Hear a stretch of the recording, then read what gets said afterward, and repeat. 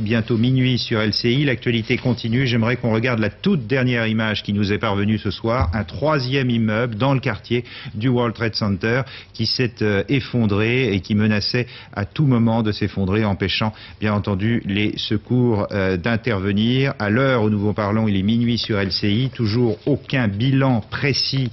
Le maire de New York, Rudolph Giuliani, disait qu'on ne pourrait pas avoir de bilan avant 24 ou 48 heures. Pierre Alexandre, qui est sur place, nous signalait qu'il y avait 2100 blessés admis dans une soixantaine d'hôpitaux autour de New York. Antoine Guélaud revient sur cette tragédie américaine. Il était 9h moins 5, heure de New York ce matin. Vous retrouvez ensuite Jacques Collet. Il est 9h à New York, 15h à Paris quand l'information parvient sur les téléscripteurs du monde entier. Une gigantesque déflagration vient de se produire au sommet de l'une des tours jumelles du World Trade Center, deux immenses buildings de 110 étages au centre du quartier d'affaires. À l'origine de l'explosion, un avion venu percuter de plein fouet la partie supérieure de l'une des tours, très fréquentée à cette heure de la journée. La panique s'empare des New-Yorkais. Choqués, hagards, les passants tentent de fuir n'importe où, essaient de se réfugier quelque part. Des milliers de personnes qui ne réalisent pas encore ce qui vient de se passer, qui ignorent tout de la tragédie en cours. Le hurlement des sirènes marque l'arrivée massive des secouristes. Policiers et pompiers partent au plus urgent. Deux sentiments partagent les témoins, l'impuissance et le désespoir. En haut de la tour, quelques dizaines de personnes prises au piège tentent de signaler leur présence en agitant des vêtements. Et le cauchemar n'est pas terminé. Un quart d'heure après l'explosion, pendant que les grandes chaînes de la télévision américaine retransmettent en direct la catastrophe, un deuxième avion, un Boeing, traverse le ciel new-yorkais. Il fonce sur la deuxième tour qu'il transperce littéralement dans un énorme grondement. Des débris de l'appareil et de la tour s'abattent sur Manhattan. Dans un chaos indescriptible, les policiers essaient d'organiser l'évacuation des habitants et des passants. Les autorités américaines craignent alors l'arrivée d'un troisième avion kamikaze. Une heure après la première explosion, l'une des tours jumelles s'effondre comme un château de cartes.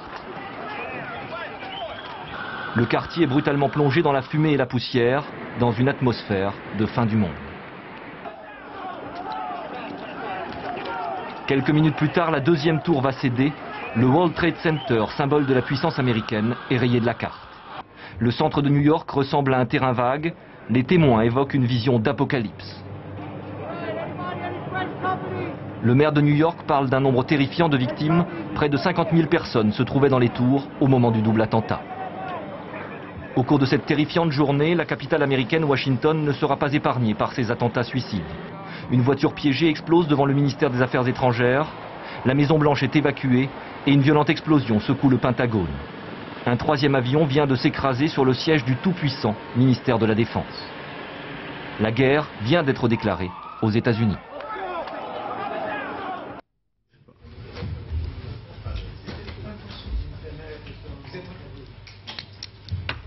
Bonsoir. Jamais depuis l'anéantissement de la flotte américaine à Pearl Harbor, jamais donc depuis 60 ans, les États-Unis d'Amérique ne s'étaient trouvés confrontés à une telle claque, ni surtout soumis à un tel camouflet. 4 avions de ligne ont en effet été détournés tout au long de cette journée et sont allés s'écraser pour 2 d'entre eux sur les tours jumelles du World Trade Center, le 3e sur le Pentagone, c'est-à-dire sur le ministère de la Défense, rien de moins. Quant au 4e appareil, il est allé lui se cracher près de Pittsburgh, en Pennsylvanie. Avant de nous retrouver dans un instant avec Vincent Hervouet, notre spécialiste de politique étrangère, et avec nos invités, Guillaume Dasquier, spécialiste des problèmes liés à l'espionnage et au terrorisme, Antoine Basbous, directeur de l'Observatoire du monde arabe, et Christian Schmitt, économiste, nous allons revenir avec vous, Magali Frère, sur le rappel des faits. Oui, en effet, un scénario digne d'un film catastrophe en plusieurs temps. Donc, le World Trade Center, tout d'abord, vous le disiez, 2 avions se sont écrasés à une quinzaine de minutes d'intervalle sur les 2 plus importantes tours de Manhattan. Il était un peu moins de 9 heures à New York. Ici, les dernières images que nous avons reçues de cet attentat. Le quartier des affaires était en pleine effervescence. Le récit de Géraldine Ponce.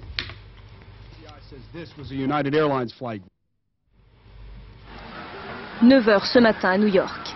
Alors que des milliers de personnes commencent à peine leur journée dans les bureaux du World Trade Center, un avion de ligne vient de s'écraser sur l'une des 2 tours. L'explosion est impressionnante. Le bâtiment de 110 étages est touché aux 2/3. Il est en flammes. Certains employés pris au piège tombent dans le vide. La police new-yorkaise a à peine le temps d'évacuer les environs qu'un second appareil s'encastre alors 18 minutes plus tard dans l'autre tour cette fois-ci. D'importants nuages de fumée s'échappent des deux bâtiments. Dans la précipitation, les ambulanciers tentent d'évacuer les 40 000 employés. Mais le temps est compté. Les deux tours en flammes menacent de s'effondrer à tout moment. Quelques instants plus tard d'ailleurs, la première tour explose dans un immense nuage de poussière et s'écroule.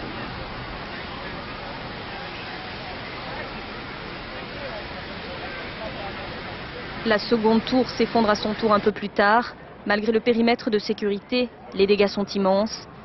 Image d'apocalypse dans les rues de New York. C'est la panique. Les blessés ainsi que les passants en proie à des crises d'hystérie sont évacués. Les autres s'enfuient en criant. Le chaos est total. Selon le maire de New York, le bilan des victimes est terrifiant. Let's just get back.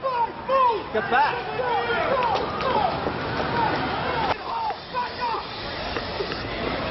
The camera's out of here. Let's go. Get off.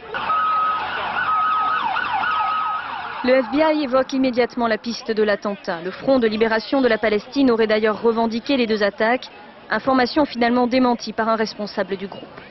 Le président Bush en déplacement en Floride a commenté ce drame. Il parle de tragédie nationale dont les auteurs seront traqués. Et la folie terroriste ne s'arrête malheureusement pas là. Dans l'heure qui suit, un avion de ligne s'écrase sur le Pentagone en plein cœur de Washington. Le département d'État est à son tour en feu, touché par l'explosion d'une voiture piégée. Par crainte d'une nouvelle attaque, la Maison-Blanche, le siège de l'ONU et le sud de Manhattan sont évacués. Et dans la foulée, un Boeing 747 assurant la liaison Newark-San Francisco s'écrase sur Pittsburgh, en Pennsylvanie. Les autorités américaines sont débordées et annoncent la suspension de tous les vols commerciaux jusqu'à nouvel ordre. Les 4 avions qui se sont écrasés étaient en effet des avions de ligne d'United Airlines et American Airlines. Ils ont tous été détournés en vol. Ce soir, tous les aéroports du pays sont fermés et les États-Unis coupés du monde. Avant que vous ne poursuiviez ce rappel des faits, Magali, il faut dire que l'on vient d'apprendre, et CNN nous en montre des images, paraît-il, que des bombardements ont frappé la capitale de l'Afghanistan, Kaboul.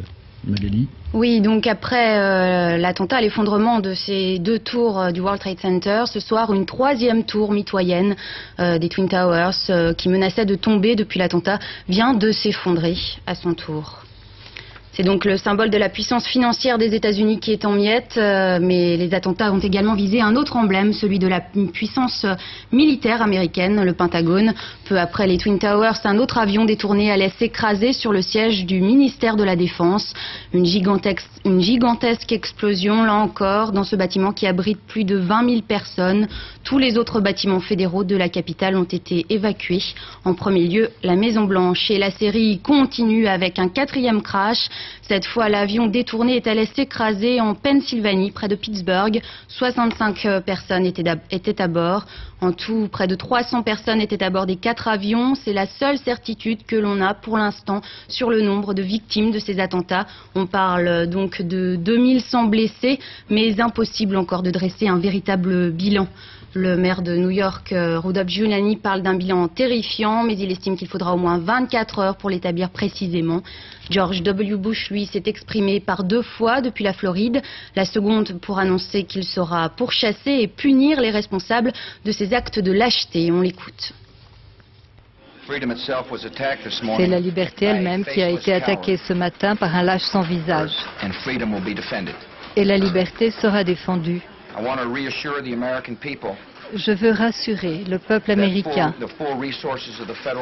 Toutes les ressources du gouvernement fédéral travaillent à aider les autorités locales pour sauver des vies humaines et pour aider les victimes de ces attentats.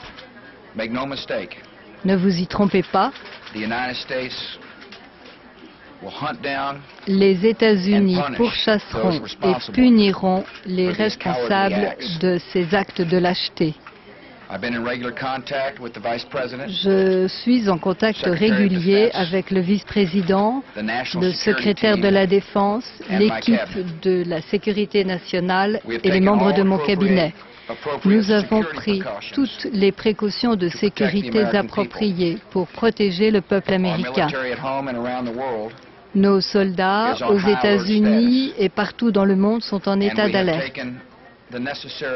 Et nous avons pris les précautions de sécurité nécessaires pour assurer le fonctionnement du gouvernement. Nous avons été en contact avec les dirigeants du Congrès et avec les dirigeants du monde afin de les assurer que nous ferons tout ce qui sera nécessaire pour protéger l'Amérique et le peuple américain.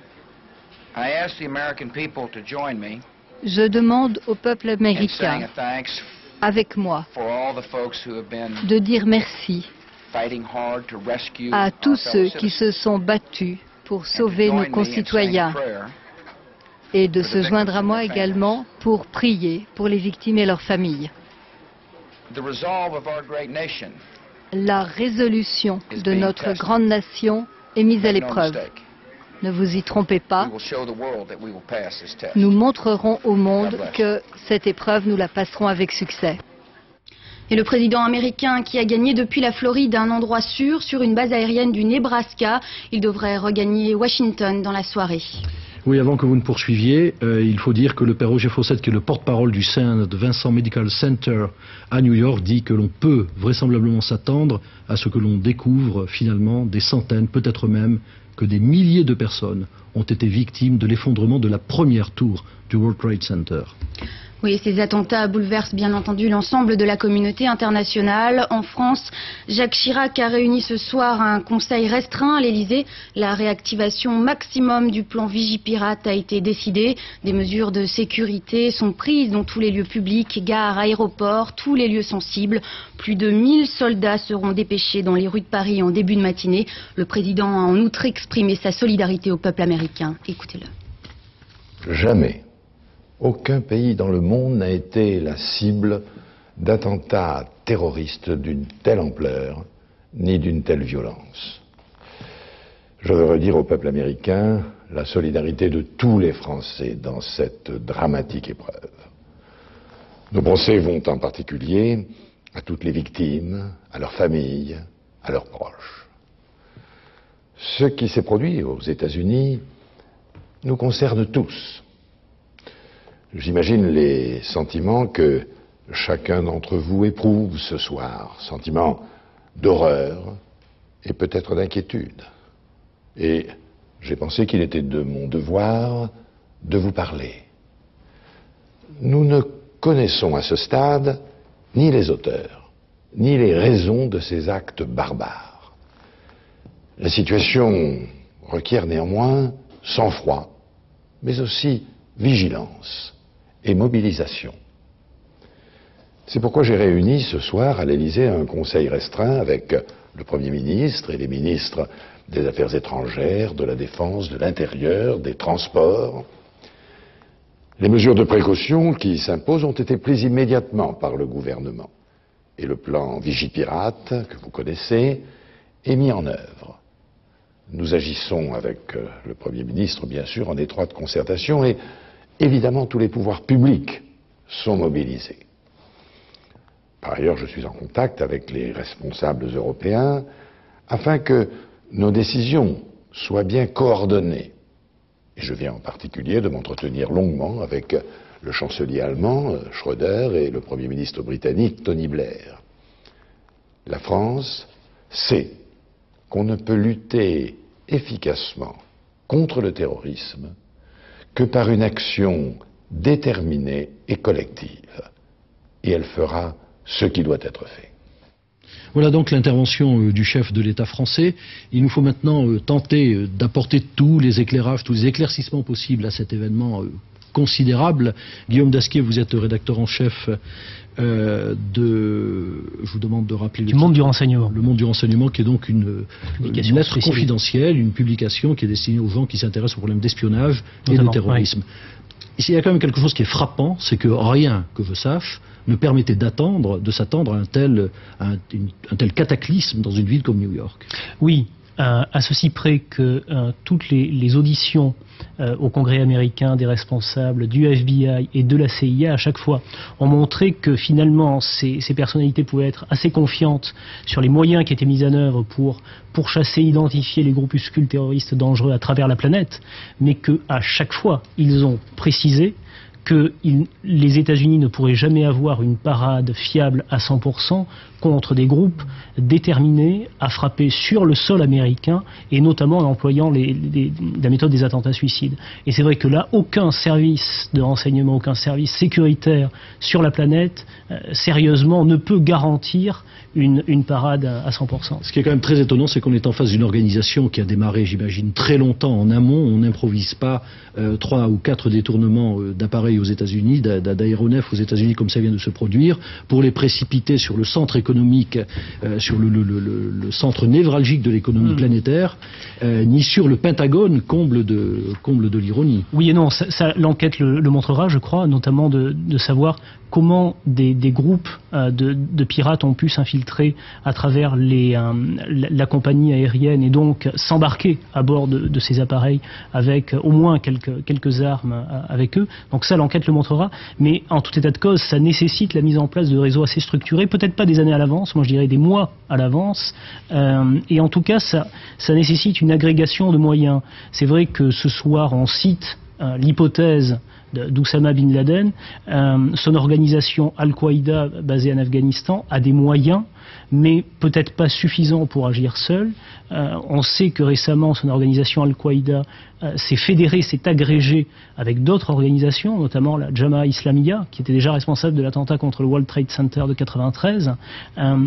Une fédération, en quelque sorte, de groupes terroristes, une internationale terroriste, pourrait, en agrégeant ses moyens, être dotée de suffisamment de logistique pour tenter de pénétrer ces dispositifs sécuritaires. Et faut quand même, c'est vrai que ce soir, on a tous tendance à dire, mais enfin, comment les Américains ont-ils pu laisser passer ça?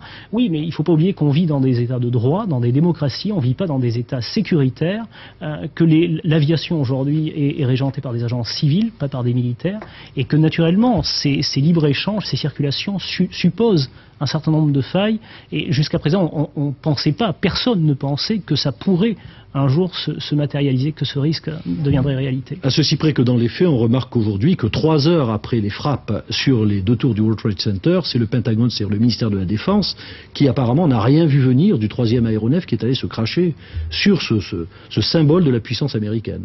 Oui, ça, je pense qu'encore une fois, il faudra attendre les enquêtes pour savoir comment ça peut être possible.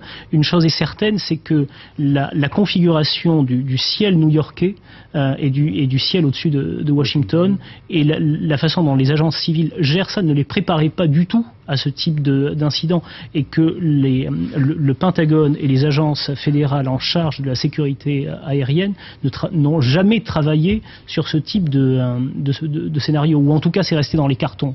Et c'est peut-être là le véritable problème. Vincent, il faut peut-être dire un mot de ce qui s'est passé à Kaboul, car c'est le fait le plus récent, et vous avez quelques précisions à nous apporter. On a écouté tout à l'heure les déclarations de George Bush, qui a promis que les auteurs de cet attentat seraient pourchassés et seraient châtiés.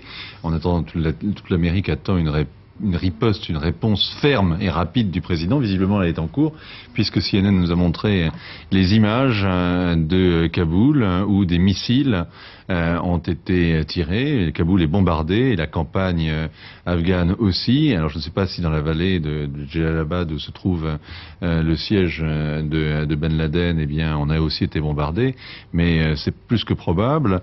La riposte, donc les représailles américaines sont en cours. George Bush va s'adresser à la nation vers 3 heures du matin, heure de Paris. Il en dira sans doute beaucoup plus.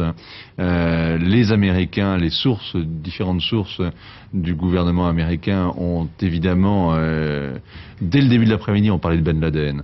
Et puis, à plusieurs reprises, ils sont revenus en disant qu'ils pensaient que Ben Laden était en cause dans cet attentat.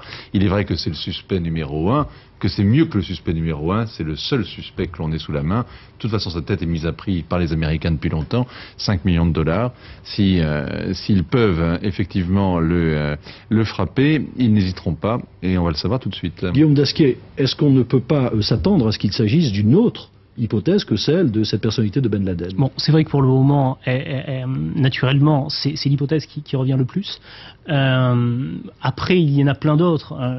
Cet après-midi, on parlait même de l'armée rouge japonaise. Oui, pourquoi pas? Après tout, tous les mouvements terroristes de la planète qui ont eu quelques velléités contre les États-Unis pourraient être derrière ça. Mais Bin Laden apparaît effectivement comme le plus probable. J'ajoute qu'il y a eu un événement qui est passé assez inaperçu, mais qui était très intéressant. Ça s'est déroulé le 30 août.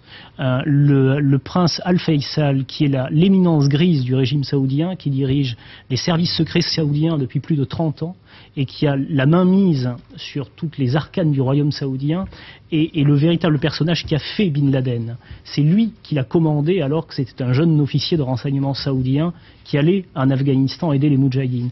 Eh bien, cet homme de pouvoir a été limogé de façon très rude, et il a été limogé principalement parce qu'il s'était engagé à obtenir l'extradition de Bin Laden. Et cet homme tout-puissant a été limogé le 30 août parce que manifestement dans les jours précédents, on avait obtenu la certitude que les tractations étaient pure fantaisie et que jamais Bin Laden ne pourrait sortir du pays d'Afghanistan et être livré aux Saoudiens et ensuite aux États-Unis. Et c'est un fait qui a l'air de rien, mais ça a suffisamment bouleversé le monde sécuritaire au Moyen-Orient pour être un indice finalement de la toute-puissance que pouvait conserver Bin Laden et du danger qu'il pouvait représenter pour que de façon précipitée on élimine ce type de personnage. Ben Laden, c'est une dizaine de camps d'entraînement, c'est 5000 hommes sous ses ordres prêts à sacrifier. Ce sont des terroristes d'un genre nouveau, puisqu'ils sont prêts à faire le sacrifice suprême de leur vie, des kamikazes, donc difficiles à neutraliser. C'est une fortune évaluée à 300 millions de dollars. C'est des moyens, c'est une détermination, c'est une expérience aussi dans le terrorisme. Il y a eu les doubles attentats commis au Kenya et en Tanzanie il y a 3 ans, qui ont fait déjà 220 morts, qui visaient l'arme ouest-américaine, continuaient essentiellement les Africains, mais bon, c'était l'Amérique qui était visée. C'est effectivement, c'est le seul suspect qu'on ait sous la main. Tous les autres groupes, que ce soit les groupes radicaux palestiniens, qui se sont d'ailleurs encore plus radicalisés depuis quelques mois, depuis la reprise de l'intifada et depuis l'impasse dans laquelle est à la fois militaire et politique la relation entre Israël et l'autorité palestinienne. Tous les autres groupes, même les petits groupes aussi islamistes, n'ont pas l'impression de faire le poids et d'être capables de monter une opération aussi incroyable, parce qu'on a basculé dans une nouvelle ère terroriste, dans une nouvelle époque, avec ces attentats simultanés de masse frappant l'Amérique au cœur, chez elle, et une organisation aussi militaire. Aussi militaire, aussi méticuleuse, et qui frappe, on va le voir avec M. Christian Schmitt quant aux conséquences, le cœur névralgique de l'économie, c'est-à-dire du business mondial du World Trade Center. Quelles conséquences immédiates, M. Christian Schmitt, cela peut-il avoir sur le fonctionnement des énormes compagnies qui avaient leur siège social, leur headquarter, comme on dit là-bas, dans ces deux tours? Je crois qu'il faut distinguer deux niveaux. Il y a un premier niveau qui est un niveau symbolique, qui est important, et qu'on a vu immédiatement refléter sur les marchés et les places européennes, puisque le marché de New York était fermé. Et aujourd'hui, on est très inquiet de l'ouverture du marché de New York, puisque à ce moment-là, la chute pourrait être encore bien pire. Donc il y a le premier effet qui est un effet symbolique, mais fort, un message. Puis il y a l'effet réel. C'est-à-dire que un nombre important de sociétés, comme vous l'avez dit, ont leur siège au World Center. Donc il y a tout un système de désorganisation il faudrait connaître exactement l'ampleur des dégâts, mais l'économie américaine est non seulement frappée symboliquement, mais concrètement, parce que un certain nombre de sièges, toute une série de réseaux vont être mis en difficulté, et par conséquent, il y a des dommages immédiats, en dehors des dommages collatéraux. Exemple. Prenez une société qui a son siège frappé, il faut qu'elle trouve son équivalent dans une ville voisine, il y a des difficultés de transport. Deuxième problème, on annonce qu'on gèle les transports aériens. Bon, c'est-à-dire qu'on gèle la communication. Dans un pays de la taille des États-Unis, où le problème des réseaux et des transports sont centraux, il y a un impact immédiat, même si une partie des communications ne se font plus par voie aérienne, c'est difficile. Troisième élément, quel est l'état des dégâts causés aux systèmes informatiques ? Je ne parle même pas du Pentagone, qui a été certainement extrêmement choqué, mais prenez toutes les sociétés dont les mémoires ont été frappées. et avec des conséquences qui sont difficiles à calculer. Donc c'est non seulement un choc symbolique, c'est un choc réel. Bon, alors maintenant, deuxième partie, à terme, quel pourrait être l'effet? Eh bien, tout le monde a dit ici depuis longtemps qu'on est rentré dans une nouvelle ère et que, en quelque sorte, il y avait d'un côté un crack, si je parle financièrement, et de l'autre côté, on est dans non pas dans une guerre économique, mais dans une économie de guerre. Alors, une économie de guerre, ça veut dire des choses très précises. Ça veut dire une organisation de l'économie qui sera contrôlée. Ça veut dire un budget militaire qui sera accru immédiatement. Ça veut dire des dépenses. Les opérations qui ont été citées, c'est le début, elles ne sont pas gratuites. Le Pentagone dément. Or, ça... À l'instant, le Pentagone vient de démentir que ce n'est pas un raid américain. Il y en aura probablement tout de même une riposte. Et qui doit conséquent. C'est ce que vous or, dans une période où il faut bien situer ça dans la conjoncture, il ne faut pas l'oublier, c'est une conjoncture américaine qui était en difficulté, qui attendait un rebond, mais dont la plupart des indicateurs étaient au gris, pour ne pas dire au noir. Donc on frappe l'économie en un temps particulier, qui est un temps plus que maussade. Donc à terme, alors en plus, certains secteurs particuliers vont être frappés. Prenez les assurances. Quel va être le coût de remboursement de couverture des assurances? Vous avez déjà vu d'ailleurs la cotation en Europe des assureurs. Alors qu'est-ce qu'il en sera pour les gros assureurs américains? Voilà un autre aspect de l'économie qui n'est pas négligeable. Alors le seul élément positif, c'est effectivement le remplacement du matériel par de nouveaux investissements de la haute technologie. Dans l'immédiat, ce sont des chiffres difficiles à imaginer, et dans une économie déjà déprimée. Vincent, on peut voir à la réaction de certains leaders, je pense à celle de Yasser Arafat cet après-midi, qu'il est très urgent pour beaucoup d'entre eux de dire c'est pas nous, d'une certaine manière. Ah non, mais vous savez, finalement le ton est assez unanime. Hein. On a montré à satiété les tirs de joie palestiniens dans les ruelles d'Ain El-Oué, où les enfants distribuant des bonbons en signe de bonheur aussi dans les ruelles de Jérusalem. Mais pour le reste, les réactions sont unanimes. Même Bagdad a publié un communiqué, l'ennemi juré des États-Unis, Saddam Hussein, a publié un communiqué pour dire que les Américains avaient ce qu'ils méritaient, mais que, pour autant, personne n'a raison de se réjouir de ce qui s'est passé. Yasser Arafat est trop fin politique pour ne pas avoir mesuré immédiatement la catastrophe que représentait pour la cause palestinienne non seulement cet attentat qui frappe, qui est sans doute l'œuvre des islamistes et qui frappe l'Amérique et va la solidariser avec les Israéliens, mais en plus l'impact de ces images de liesse populaire où on brûle les drapeaux américains et où on chante à tue-tête cette victoire sur le grand Satan, ça aura un effet déplorable et ça va bloquer encore un peu plus la situation de Yasser Arafat qui est extrêmement mal, qui est dans un rapport de force, avec les Israéliens vient encore de se dégrader un peu plus.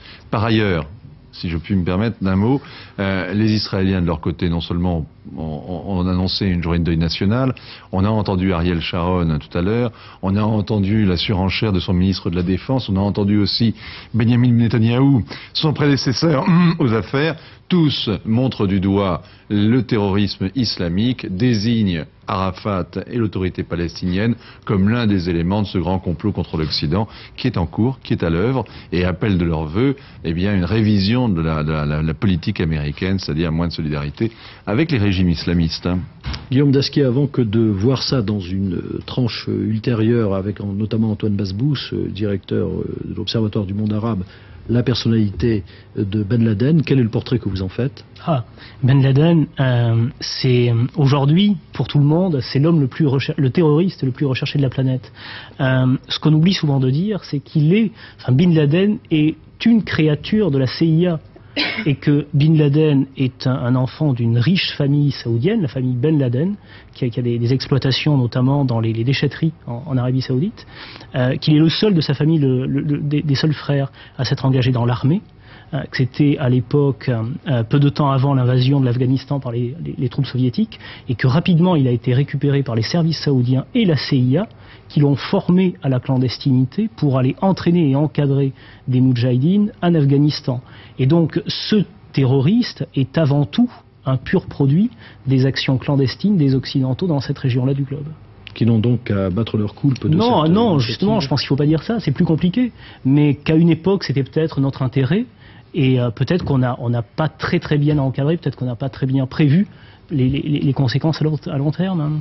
Vincent ? Si on croit que ce 11 septembre représente une véritable rupture, une date, il y avait avant, il y aura après, et que il s'est passé dans les OC, dans cette journée, quelque chose de décisif sur le plan stratégique, on peut espérer qu'il y ait une petite révolution effectivement de la politique américaine qu'on réalise, qui depuis 50 ans finalement considère que la charia va de pair avec le marché, tout ça va très bien ensemble, et qui donc a joué avec un certain nombre de gouvernements comme on joue avec des cubes, et s'est servi de l'islam, de l'islamisme en tout cas, pour contenir des États voyous ou des rivaux qui la gênaient. Ça a été le cas en Afghanistan, et pas uniquement. On peut trouver, les Américains ont joué avec l'islamisme un peu partout, peut-être dans les Balkans par exemple, en tout cas dans le Caucase et ailleurs. Merci Vincent. Minuit 30, passé de quelques secondes, nous allons revenir donc sur le rappel des faits de cette étonnante journée du 11 septembre. Avec vous, Magali Frère, dans un instant. Si on prend la chronologie dans le sens inverse des événements, eh bien, tir de missile sur Kaboul ce soir, mais auparavant, tout au long de cette journée, une véritable attaque en règle contre les États-Unis et contre les symboles de sa puissance économique, puisque les deux tours du World Trade Center, vous le savez sûrement maintenant, ont été frappés par deux avions qui ont été détournés et qui donc vraisemblablement étaient pilotés par des kamikazes, à l'image de ce qui s'est passé à Pearl Harbor en 1941. Et puis au-delà de ce centre économique très symbolique, le Pentagone, le ministère de la Défense à Washington, a lui aussi été frappé par la chute volontaire, on peut le supposer, d'un aéronef sur le Pentagone, sur cette immense construction de Washington, à quelques centaines de mètres de la Maison-Blanche, siège de l'exécutif américain. Le président George Walker Bush n'était pas là aujourd'hui. Et puis un quatrième appareil s'est crashé, lui, dans la région de Pittsburgh, en Pennsylvanie. Il y a donc eu une opération extrêmement concertée, très large, d'attaque en règle contre les États-Unis, sur lequel nous revenons avec vous, Magali Frère. Oui, et dernière information, les tirs sur Kaboul. Donc, le Pentagone dément être à l'origine des raids sur la capitale de l'Afghanistan. CNN, la télévision américaine, transmet pourtant en ce moment des images montrant la ville en flammes. Des détonations sont entendues. La ville a, semble-t-il, été victime de raids de missiles. Mais revenons sur le fil de cette journée. Un scénario digne d'un film catastrophe, donc, en plusieurs temps. Le World Trade Center, tout d'abord, vous le disiez, 2 avions se sont écrasés à une quinzaine de minutes d'intervalle sur les 2 plus importantes tours de Manhattan. Ce sont les dernières images que vous venez de voir à l'instant, et tout de suite le récit avec Géraldine Ponce. 9h hier matin, Manhattan se réveille sous un ciel en flammes. Un avion de ligne américain vient de s'écraser sur l'une des tours du World Trade Center. Attentat suicide. À 7h, de nombreux employés sont déjà à leur bureau. Après l'explosion, le feu se propage rapidement. Pris au piège au sommet de la tour, certaines personnes tombent dans le vide. Les secours sont déjà sur les lieux lorsque soudain un autre avion surgit et s'écrase à son tour sur le second édifice.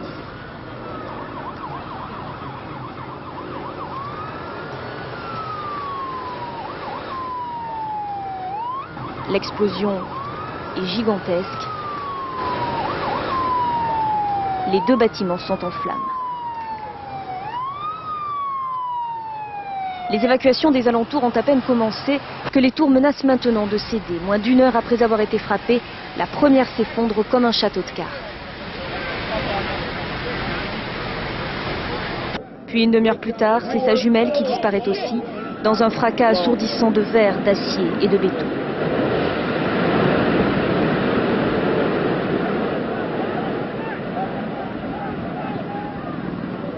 Sans donner de bilan, le maire de New York, Rudolph Giuliani, précise que l'explosion a fait un nombre terrible de victimes.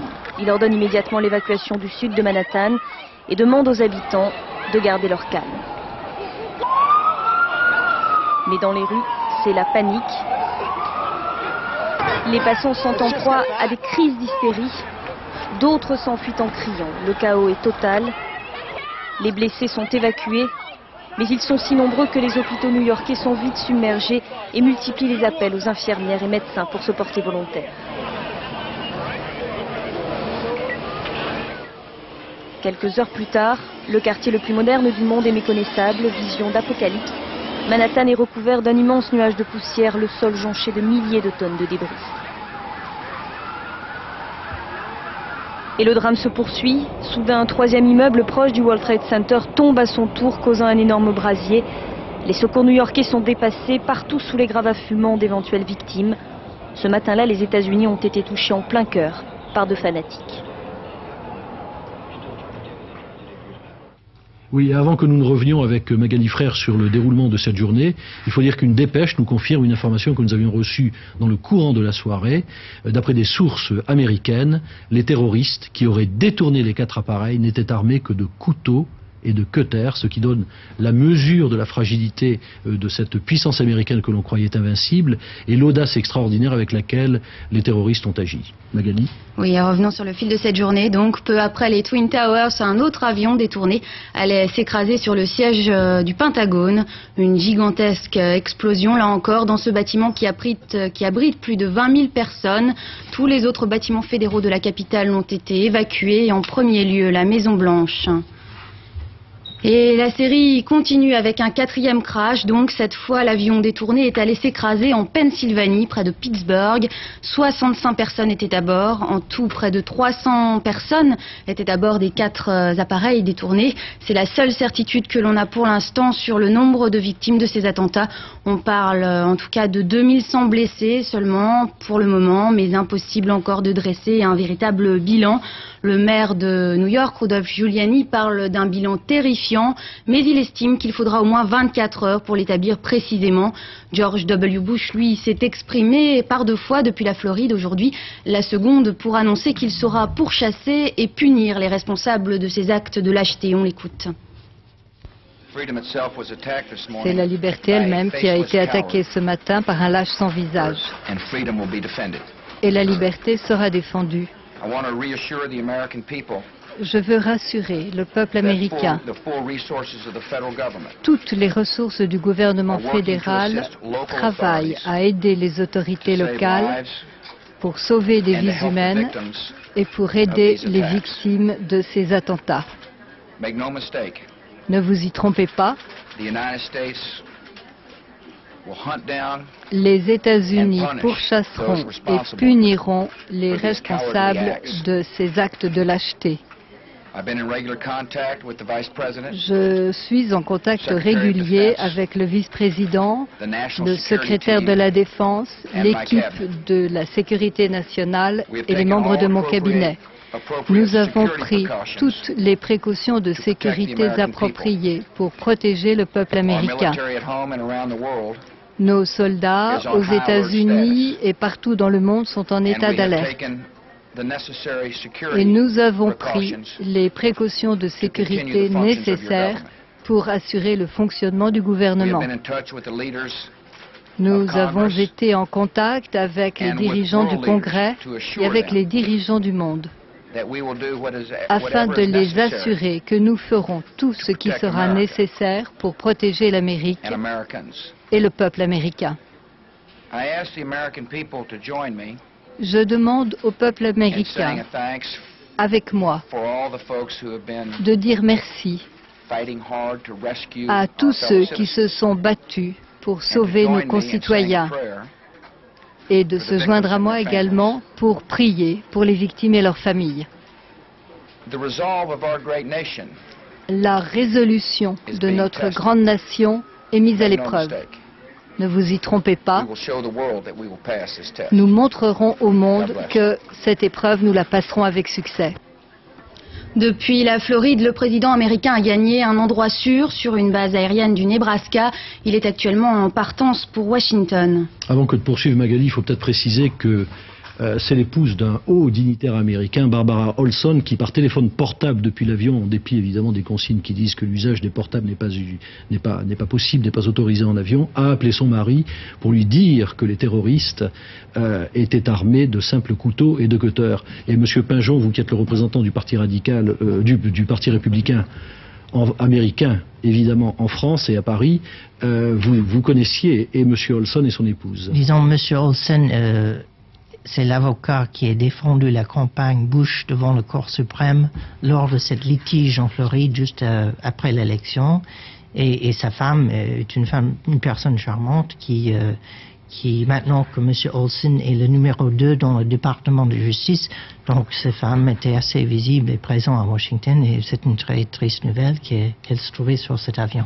Est-ce qu'on peut imaginer que ce n'est pas par hasard que c'est cet avion-là qui a été détourné, ou bien est-ce que... C'est de la spéculation pure. J'ai des doutes, parce que quand vous avez 4 avions qui tombent, qui s'écrasent, il y a forcément des gens qui sont d'une certaine renommée qui se trouvent dedans. Je crois que certainement ça vaut une enquête, mais j'ai des doutes.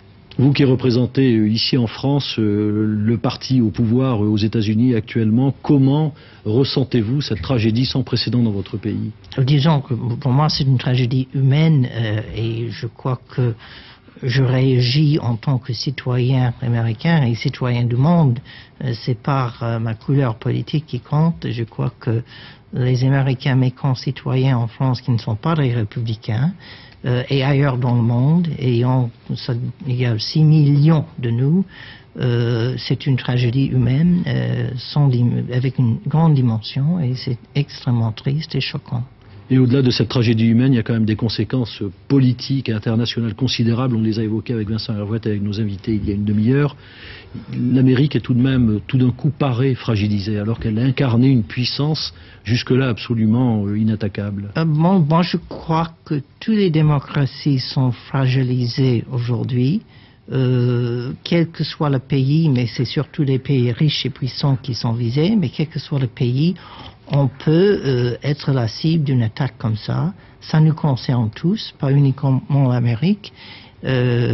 Pour ce qui concerne les politiques locales américaines, je crois que c'est pas le moment de parler politique. C'est un drame humain qui maintenant nous force à traquer, à trouver les coupables, les responsables et riposter aussi vite que possible. Une question un petit peu abrupte à notre nouvel invité qui vient de nous rejoindre, Antoine Basbous. Vous êtes le directeur de l'Observatoire du monde arabe.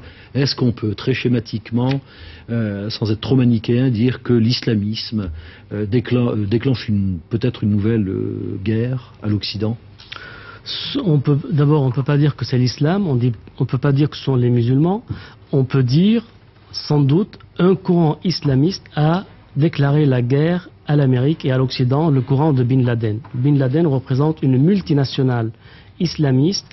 Il n'a pas caché cette volonté de faire la guerre à l'Occident.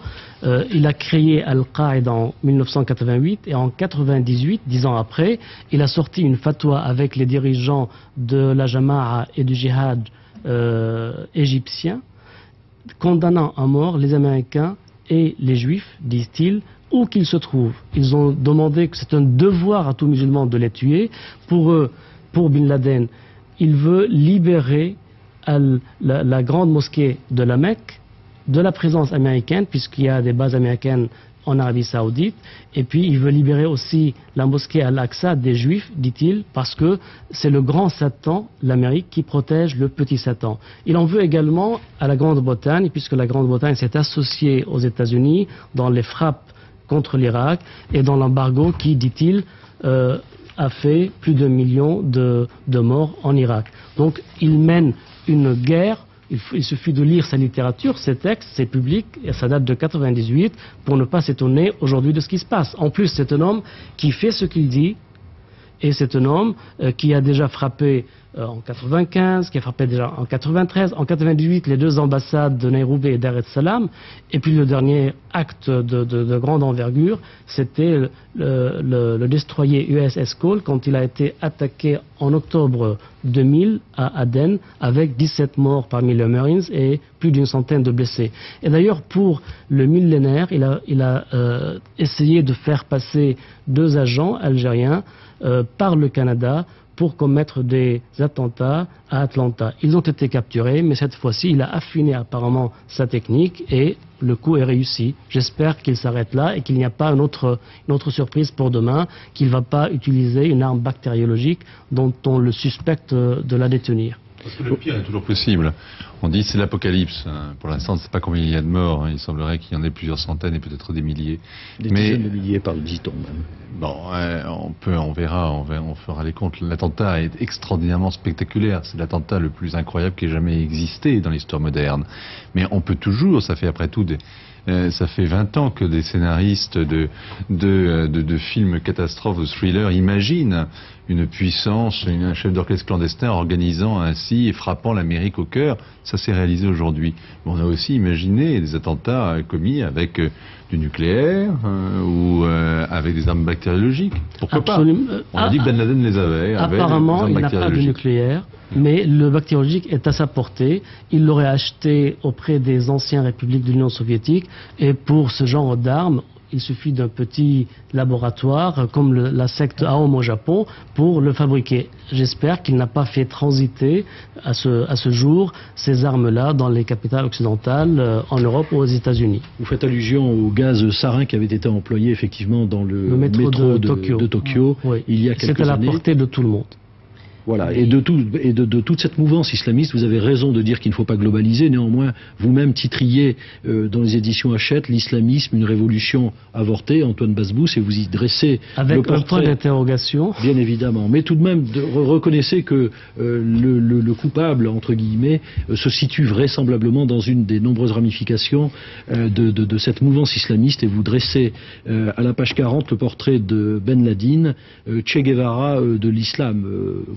Je dirais de l'islamisme d'une part, et d'autre part, c'est un homme qui a déclaré la guerre à l'Amérique, à l'Occident, au grand Satan et au petit Satan, et aujourd'hui il est en train de réaliser ce qu'il avait promis.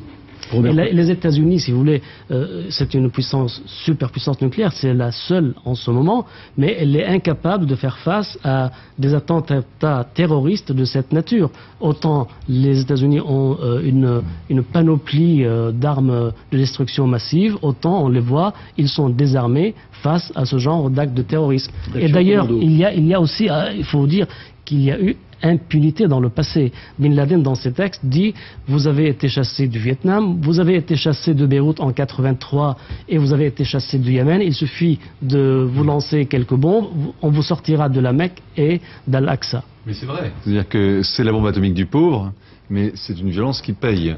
Alors là où on a peut-être changé quand même de type de terrorisme, c'est que jusqu'à présent, on était dans des attentats politiques. Finalement, il y avait des États qui orchestraient, qui sponsorisaient ces groupes terroristes, qui les hébergeaient, les finançaient, les instrumentalisaient à l'occasion, contre lesquels, une fois que la filière avait été remontée, que l'enquête avait été menée, on pouvait mener des représailles, exercer des représailles. C'est des attentats politiques, ça rentrait dans un rapport de force. Un attentat était une sorte de lettre anonyme ou un moyen de chantage. Aujourd'hui, on est dans une toute autre dimension. Je veux dire, l'attentat d'aujourd'hui, ce n'est pas pour obtenir un bénéfice ou faire pression sur l'Amérique. L'Amérique sur quoi? Pour l'obliger à se désengager du Proche-Orient. On lui reproche justement de ne pas s'engager assez dans le dossier palestinien, israélo-palestinien. Non, c'est un attentat qui est mené comme une sorte de victoire spectaculaire, une volonté d'humilier l'ennemi, et ce n'est pas une sorte de gain que l'on prendrait, ce n'est pas un suspense, ce n'est pas un chantage comme dans un détournement d'avion. Je vais ajouter à cela que c'est l'attentat quand même c'est la première fois qu'on utilise un avion comme une bombe, c'est la première fois qu'on organise des attentats de masse simultanés, c'est la première fois qu'on utilise un attentat suicide en Amérique, dans le sanctuaire américain. C'est vraiment une première à tout point de vue, et on est passé à une autre époque avec un ennemi qui va être très difficile, non pas de neutraliser, mais sur lequel il va être difficile d'exercer des représailles. Et puis peut-être que ça va amener ce basculement de l'histoire auquel on vient d'assister aujourd'hui, va amener les Américains à réviser un peu leur politique avec l'islamisme. Robert Pingeon, l'Américain que vous êtes, comment perçoit-il non seulement le faisceau de tous ces faits, mais aussi le fait que les États-Unis soient assimilés par une partie de l'humanité, aussi restreinte soit-elle, au grand Satan? Bon, je crois que quand vous êtes riche et puissant, évidemment vous attirez les ennemis, c'est normal. La situation dans le Moyen-Orient, ça n'arrange pas les choses non plus. Mais je crois, et j'allais le dire tout à l'heure, que ce qui s'est passé aujourd'hui, aussi horrible que ça soit, aussi affreux que ça soit, On pourrait imaginer pire. On pourrait imaginer le lancement d'une bombe atomique artisanale avec une fusée. Et je crois qu'après les événements d'aujourd'hui, cette idée de président Bush d'avoir un bouclier antimissile impliquant nos alliés et invitant nos alliés à partager cette technologie avec nous, je ne crois pas que ça soit aussi bête que certains Européens ne cessent pas de me le dire. Je sais bien que ça ne va pas arrêter les avions qui vont virer vers les immeubles, mais ça peut être que le début dans ce genre d'activité, et on sait bien que les pays voyous, et je ne dis pas entre guillemets parce que ce sont des pays voyous qui ont coproduction avec les Ben Laden et les autres, je peux bien imaginer des opérations qui un jour vont faire en sorte que les missiles nucléaires vont être lancés vers nous. Vincent, c'est votre sentiment, vous qui... Je ne sais pas, ce sont deux débats différents. Je veux dire, il va y avoir une mobilisation, à mon avis, à travers d'ailleurs, qui a déjà commencé, les réunions de crise de l'OTAN, de l'Union européenne, tous les partenaires de l'Amérique serrent les rangs autour d'elle. Il va y avoir, sans aucun doute, une prise de conscience des dangers du terrorisme.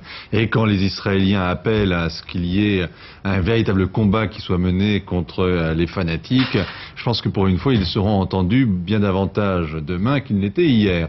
Mais on est très très loin de l'initiative de défense américaine et de ce rempart que l'Amérique voudrait dresser autour de son sanctuaire contre les missiles balistiques qui pourraient être tirés par des États voyous. Parce qu'on n'est plus du tout dans la configuration État voyou. L'Afghanistan n'est pas un État voyou. L'Afghanistan, c'est un État en état de collapse. Il n'y a plus d'État, à proprement parler. Il y a le Mollah Omar, auquel Ben Laden a fait allégeance. Il y a des groupes islamistes avec d'ailleurs beaucoup d'Arabes qui semblent prendre le dessus dans la lutte de pouvoir extraordinairement obscure qui se passe dans les arcanes de cet État qui est réduit à rien, qui a été saigné par une guerre interminable menée pendant 20 ans, qui a été ensuite dans lequel c'est le pays où il y a le plus de réfugiés de l'histoire récente. Et c'est un pays aussi où, comme le rappelait Antoine Basbous, eh bien, les gens qui sont aujourd'hui au pouvoir le doivent largement à l'aide que leur ont apporté les Américains via le Pakistan, via etc. Mais justement, aujourd'hui, c'est Afghanistan, mais il y a aussi l'Iran, il y a aussi l'Irak, il y a aussi Corée du Nord. Et on sait bien qu'à certains niveaux, il y a des projets de développement des armes nucléaires auprès de ces pays. Il faudra qu'on puisse faire l'amalgame entre la Corée du Nord et puis les trois États. Je crois que ça pourrait être une première étape. Et ça, maintenant, je précise que je ne parle pas de l'administration américaine, je parle autant que citoyen avec mes propres impressions. Mais moi, je pense que aujourd'hui, si on peut mettre en œuvre une opération comme ça, le jour que vous avez une bombe atomique, vous pouvez aussi livrer ça. Et ça serait peut-être pas mal d'avoir une manière de se défendre. Mais d'abord, aujourd'hui, la menace n'est pas de missiles nucléaires dans des États. Mais le bouclier n'est pas pour aujourd'hui, ça va prendre des années pour le développer. Mais d'abord, parons-nous à la menace d'aujourd'hui. Et après, dans 10 ans, et aujourd'hui, je me rends compte aujourd'hui que la Russie se joint à ce combat aux côtés des États-Unis parce que la Russie, elle aussi, est touchée en Tchétchénie et que Bin Laden la combat et que là, elle est aux frontières de l'Afghanistan et que là, il va y avoir une sacrée alliance occidentale, je dirais, pour faire face à cette nouvelle menace. Alors que jusqu'à présent, les Américains, dans le Caucase, ont joué un jeu qui était d'une manière assez myope, simplement anti-russe pour contenir la Russie, et ils ont largement toléré l'avancée des islamistes des fondamentalistes les plus ultras, aussi bien dans le Caucase comme ils l'avaient fait autrefois dans le Maghreb ou dans d'autres pays du Golfe arabo-persique. Je voudrais rajouter juste un mot sur les petits satans et les ennemis irréductibles de l'Amérique. Cela fait 10 ans que les États-Unis, et aidés en cela par les Britanniques, bombardent l'Irak, qu'on a renvoyé au Moyen-Âge. On a exaspéré aussi une opinion publique arabe en la laissant finalement s'enfermer dans des problèmes insolubles, dans une misère qui la frustre énormément, et qu'il y a dans les manifestations de joie qu'on a pu voir chez quelques Palestiniens, ou dans les communiqués qui viennent de Bagdad, ou dans la grande retenue, dans la compassion qu'on a pu ressentir chez le secrétaire général de la Ligue arabe, ou dans certaines capitales arabes, il y a aussi ce problème quand même, c'est que l'Amérique est accusée et ressentie comme l'oppresseur et comme l'allié injuste, aveugle, plutôt que l'arbitre, l'allié d'Israël, plutôt que l'arbitre de la région. Oui, alors, il y a deux problèmes. D'abord, Bin Laden, c'est le pur produit authentique du wahhabisme saoudien qui est au pouvoir à Riyad. Et il n'y a pas une plus forte alliance, une plus forte protection des Américains que leur protection de l'Arabie saoudite. Donc ils tolèrent que leurs alliés enseignent dans le wahhabisme aux enfants et que Bin Laden est le pur produit de ce wahhabisme authentique. Deuxième chose, il y a chez les musulmans, chez les Arabes en particulier, un sentiment d'injustice. Les résolutions de l'ONU ne sont pas appliquées quand ils concernent les Palestiniens. Et là, franchement, les Américains donnent les armes les plus sophistiquées à Israël pour bombarder les Palestiniens et les Américains ne jouent pas leur rôle d'arbitre, leur rôle de parrain de ce processus de paix.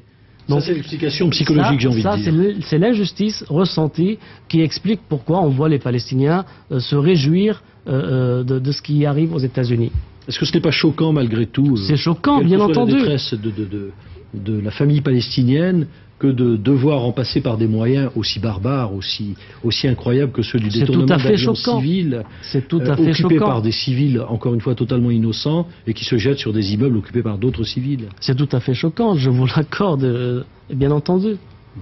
George Bush qui vient de rentrer à Washington. On peut voir en direct d'ailleurs les images du président George Walker Bush de retour à Washington. On sait qu'il a été coincé, ce qui a rajouté un petit peu à la dimension un peu ridicule de cette journée pour l'administration américaine.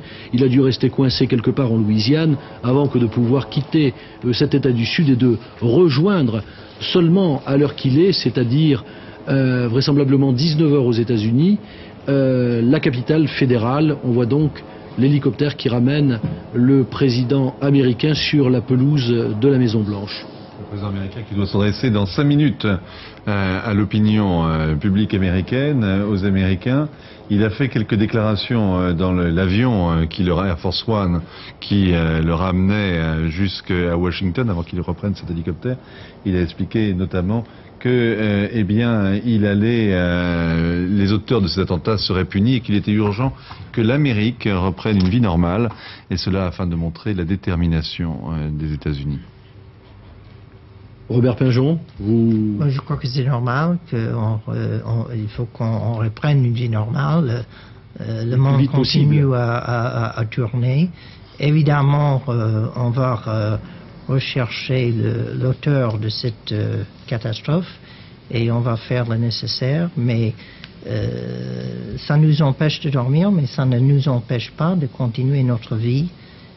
Les Américains sont en face de l'adversité, sont assez déterminants, et je crois que c'est une bonne chose, et le président a bien exprimé ses sentiments.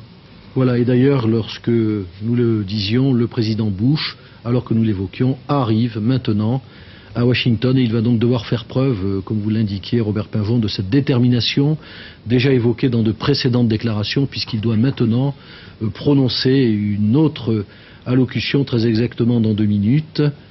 Le président Bush se trouve quelques mois après son élection aux prises avec une épreuve tout à fait majeure pour le chef de l'exécutif américain, et les événements qui vont suivre vont nous permettre de mesurer la capacité de riposte, au moins politique, dans un premier temps, du président américain. N'est-ce pas, Vincent ? Vous savez, les terroristes aiment bien tester quand même les présidents américains quand ils arrivent. L'attentat, d'ailleurs, pas uniquement les présidents américains, les chefs de gouvernement français aussi en ont fait l'expérience dans le passé, hein, qui ont eu à affronter des campagnes terroristes, des campagnes d'attentats juste au moment où ils s'installaient à Matignon.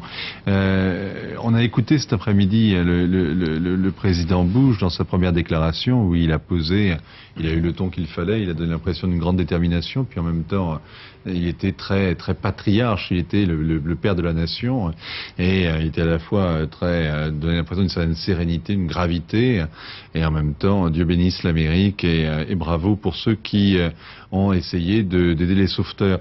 Moi, ce que j'aurais voulu demander à Robert Vachon, c'est que la personnalité de Bush est très souvent contestée de ce côté-ci de l'Amérique, et depuis qu'il est arrivé, il n'a pas véritablement convaincu. Est-ce que vous, qui êtes républicain, je rappelle, est-ce que vous trouvez que dans l'adversité et en politique étrangère, plus généralement, le président semble à la hauteur du rôle qui lui échoit, lui qui est à la tête de la seule grande puissance au monde?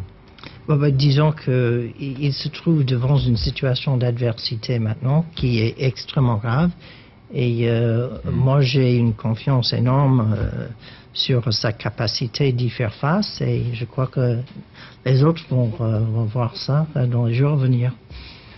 Robert Pingeon, nous allons revenir dans un instant sur effectivement les conséquences politiques, psychologiques, voire même militaires que cette incroyable journée du mardi 11 septembre va entraîner, non seulement aux États-Unis, mais aussi ailleurs dans le monde et dans le monde arabe. Dans l'immédiat, il est 1h du matin. Si vous rejoignez LCI, nous sommes en édition spéciale continue depuis la nouvelle des attentats, de la série d'attentats qui a frappé New York, capitale économique des États-Unis, où 2 avions se sont abattus sur les 2 tours jumelles du World Trade Center, un 3e avion sur le Pentagone, le ministère de la Défense américain à Washington, et où un 4e avion s'est crashé près de Pittsburgh en Pennsylvanie. Le rappel des faits de cette journée avec vous, Magali Frère. Oui, et dernière information, les tirs sur Kaboul, le Pentagone et la Maison-Blanche démentent être à l'origine des raids sur la capitale de l'Afghanistan. CNN, la télévision américaine, transmet en ce moment des images montrant la ville en flammes. Des bruits de détonation sont entendus. Mais revenons d'abord sur le fil de cette journée. Un scénario digne d'un film catastrophe, donc en plusieurs temps. Le World Trade Center, tout d'abord, vous le disiez, 2 avions se sont écrasés à une quinzaine de minutes d'intervalle sur les 2 plus importantes tours de Washington. On le voit sur ces images. Et tout de suite, le récit de Géraldine Ponce.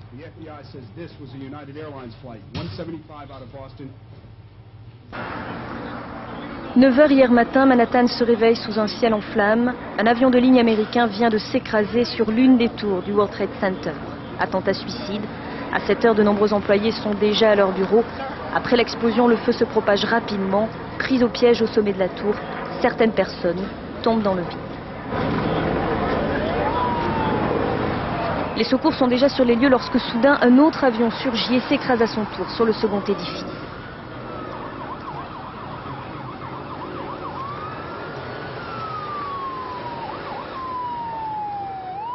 L'explosion est gigantesque. Les 2 bâtiments sont en flammes. Les évacuations des alentours ont à peine commencé que les tours menacent maintenant de céder. Moins d'1 heure après avoir été frappée, la première s'effondre comme un château de cartes. Puis 1 demi-heure plus tard, c'est sa jumelle qui disparaît aussi, dans un fracas assourdissant de verre, d'acier et de béton.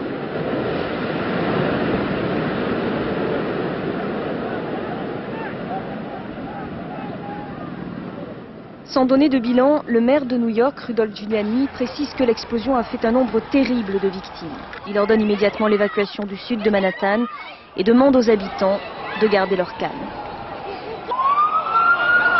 Mais dans les rues, c'est la panique. Les passants sont en proie à des crises d'hystérie. D'autres s'enfuient en criant. Le chaos est total. Les blessés sont évacués.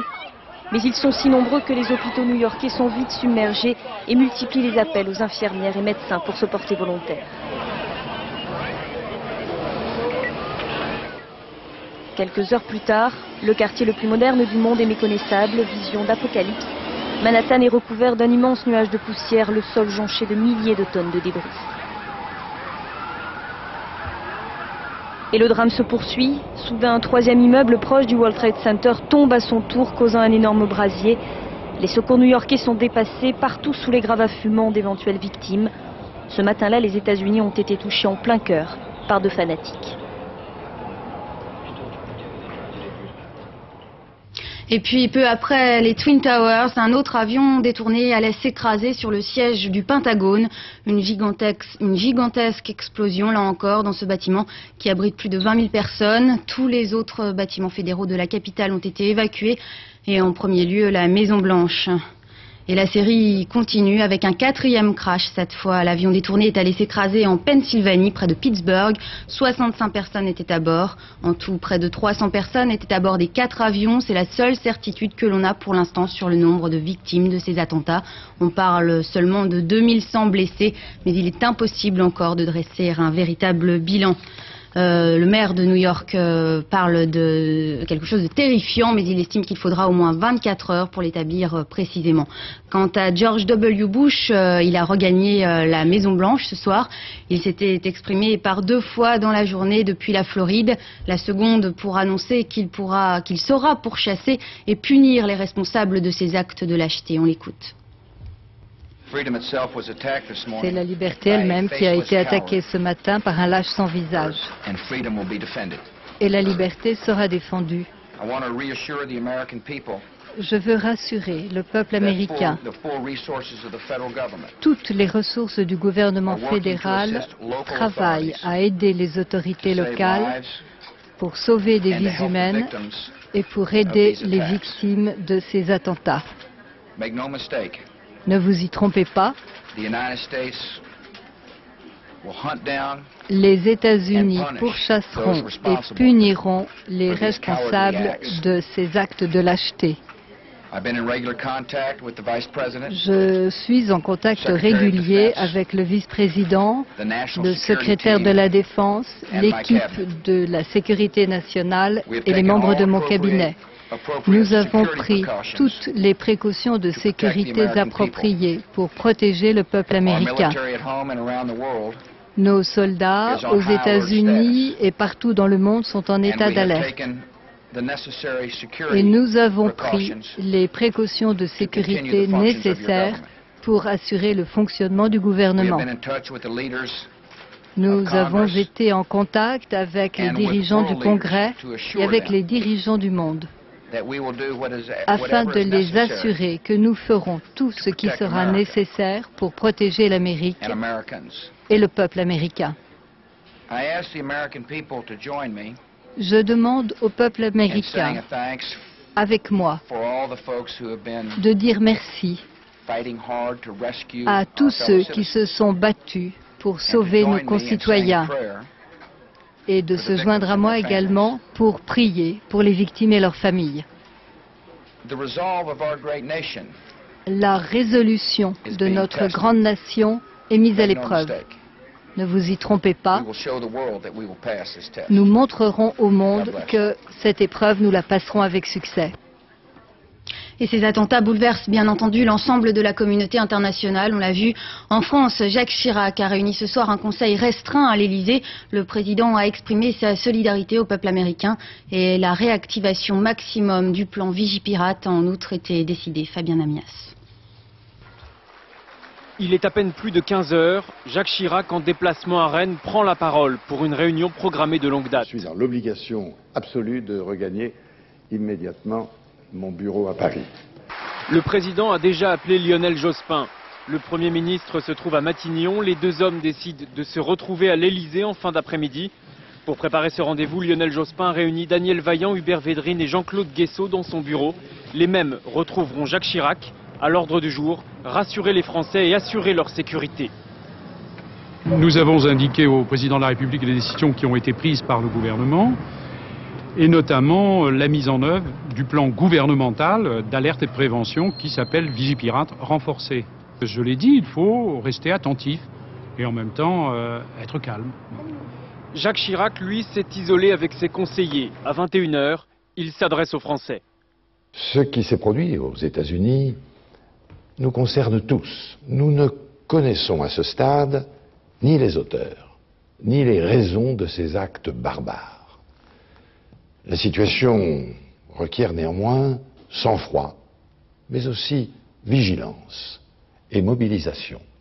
Les mesures de précaution qui s'imposent ont été prises immédiatement par le gouvernement. Hier, il n'y a pas eu le moindre différend entre les deux chefs de l'exécutif. Les querelles de la cohabitation passent après la sécurité des Français. Et puis les réactions au Proche-Orient à présent, où ces attentats ont provoqué des scènes de joie dans les territoires palestiniens, en Cisjordanie et au Liban Sud. Stéphanie Renouveau.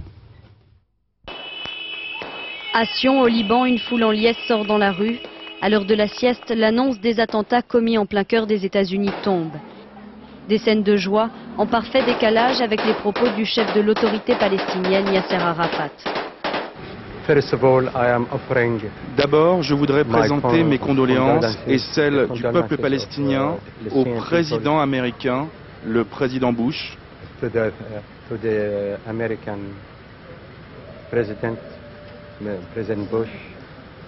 à son gouvernement, au peuple américain, pour cet acte terrible. Nous sommes complètement en état de choc. C'est incroyable. Yasser Arafat est choqué, mais les Palestiniens réfugiés dans ce camp libanais continuent de se réjouir. Des tirs à l'arme automatique et à la roquette vers le ciel.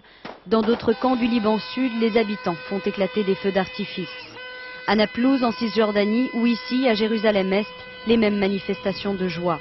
Des concerts de klaxons, des mains triomphantes s'élèvent. Les Palestiniens dansent et chantent des slogans à la gloire du terroriste saoudien Oussama Ben Laden. Ils crient que ces attentats sont des vengeances divines, une riposte venue du ciel contre la politique menée par les États-Unis dans la région. Voilà ce que l'on pouvait dire de cette journée. On vous retrouve, Jacques Collet, avec vos invités.